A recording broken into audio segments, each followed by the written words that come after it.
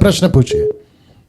हाँ सर, मेरा नाम सतीश अमोलिक है, मैं पुणे से बात कर रहा हूँ। जी।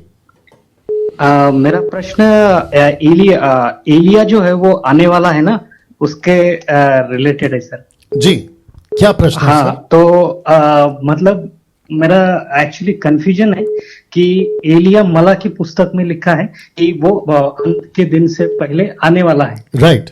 और इसमें लिखा है मतलब प्रगटीकरण में जो दो संदिष्ट है, जी। जो दो संदिष्ट आने वाले हैं जी। वो एक्चुअली कौन है? मतलब उसमें से बोल रहे हैं कि वो एक एलिया है और दूसरा हनोक है। ऐसे Right, बहुत right, सी right, थियरीज है, right, बट right. मैं आपसे जानना चाहता हूँ Sure, कि sure. ये क्या है एग्जैक्टली। बिल्कुल बिल्कुल। आपका नाम क्या है सर? मतलब मैं जानना चाहता हूँ कि वो दो संदिष्ट मतलब एलिया हनोक है या कलीसिया के लोग हैं। राइट, बिल्कुल।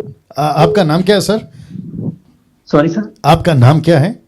मेरा नाम सतीश है, सतीश सतीश। और मैं पुणे से हूँ। Good good good good. Satish ji line पे बने रहे।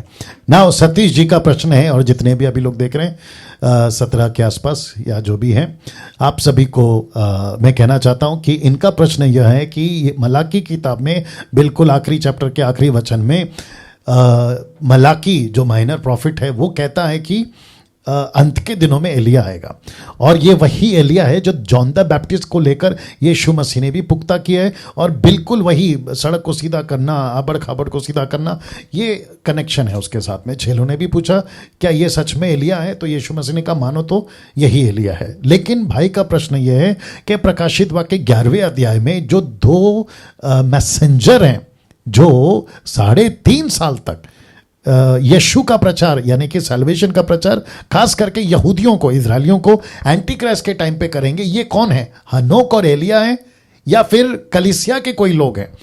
अब आपका तो ये कहना है, लेकिन कुछ लोग ये भी कहते हैं कि वो मूसा होगा, वो मूसा और एलिया होगा। कैसे? लूका की किताब 9:35 नहीं चाहिए, कहता है कि जब यीशु पहाड़ पे ट्रांसफिगरेशन यानी कि बदलाव हुआ सफ़ेद कपड़े में, उजाले में, तो वहाँ पर एलिया था और वहाँ पर मूसा था। तो 90% लोगों का कहना है कि वो एलिया और मूसा होगा। कौन से चैप्टर में? प्रकाशित वाक्य के 11 में। ध्यान से सुनिएगा। सबसे पहले चीज, मुझे भाई का नाम क्या बताया? सतीश जी का दिमाग में, और जितने लोग अभी देख रहे हैं उनके दिमाग में, आप एक बात को ठान लो, दिमाग में रख लो कि इन दोनों को जब ये नीचे आएंगे, आप दोनों, इन दोनों को, कोई भी होंगे ये, मूसा एलिया, हनोक एलिया या कोई और, आप इनको नहीं देखोगे। ओके नहीं, मेरा फिनिश नहीं हुआ है। आप इनको नहीं देखोगे। क्यों? क्योंकि आप पृथ्वी पे नहीं हो, आपका रैप्चर हो चुका है, आप उठा लिए गए हो, जिसको कहते हैं प्री रैप्चर। तो सबसे पहले सर आपके दिमाग में यह डाल लो कि वो कोई भी हो, हम उसको नहीं देखेंगे, क्योंकि कलीसिया का उठा लिए जाने के बाद की यह घटना घटेगी। अब इसका दूसरा एंगल का जवाब, अगर ये मूसा एलिया होते हैं तो भी कोई दिक्कत नहीं, अगर एलिया हनोक होते हैं तो भी कोई दिक्कत नहीं, अगर इनको छोड़ कोई और होते हैं जिसका जिक्र प्रेरितों की किताब 1:10 में लिखा है कि 2 पुरुष जैतून के पहाड़ पर, यह वही जैतून का पहाड़ का जिक्र है जो प्रकाशित वाक्य के 11 अध्याय में लिखा है, जैतून के 2 पेड़।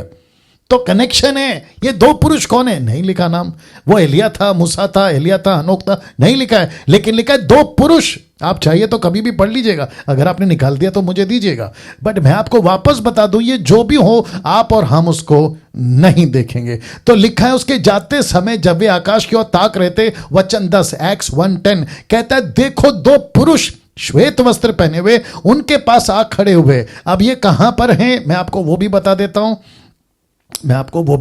हूं, okay okay okay okay okay okay समय इजराइल के राजा, ओके एक सेकंड दीजिएगा। ओके हाँ, वचन 12, तब वे जैतून, लिखा है जैतून नाम पहाड़ से जो यरूशलेम के निकट है, सबत के दिन की दूरी पर है, यरूशलेम को लौटे। कौन सा पहाड़? जैतून। प्रकाशित वाक्य 11 का कौन सा पेड़ है? जैतून।